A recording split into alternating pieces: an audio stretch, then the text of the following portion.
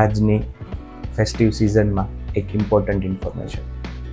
હમણાં જ એક મા બાપ મારી પાસે એનું 1.5 વર્ષનું બાળક લઈને આવ્યા કે સાહેબ બાળક એકદમ તંદુરસ્ત, પોતાના માઇલસ્ટોન સરસ રીતે અચીવ કરતું હતું, રમતું હતું, અમારી સાથે વાતુચીતું કરતું હતું. પણ છેલ્લા 1 અઠવાડિયા પહેલાં અમે એને લગ્નમાં લઈ ગયા. ત્યાં એકદમ જોરથી ડીજે વાગતું હતું, બહુ બધા ફટાકડા ફોડ્યા અને ખૂબ એન્જોય કર્યું. પણ ત્યારથી બાળક અમને સાંભળતું નથી, અમે બોલાવીએ તો અમારી બાજુ ફરતું નથી. હવે તપાસ કરાવી તો જાણવા મળ્યું કે એને bilateral sensory neural hearing loss એટલે કે નસમાં થતી ઈજાના કારણે સાંભળવાનું ઓછું કરી દીધું હતું. નાના કુમળા બાળકને બહુ બધા અવાજથી એક્સપોઝ ના કરો.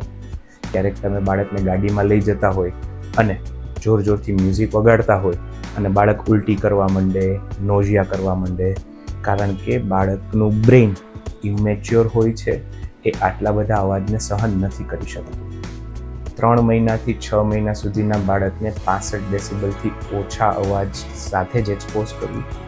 2 વર્ષ સુધી અપર થ્રેશોલ્ડ 80 ડેસિબલ છે અને 100 ડેસિબલથી વધારે અવાજ બાળકને પરમેનન્ટ હિયરિંગ લોસ કરાવે છે. તો આ દિવાળીની ફેસ્ટિવ સિઝનમાં આપણે સુરક્ષિત રહીએ અને આપણા બાળકોને પણ નોઇઝ પોલ્યુશનથી સુરક્ષિત રાખીએ.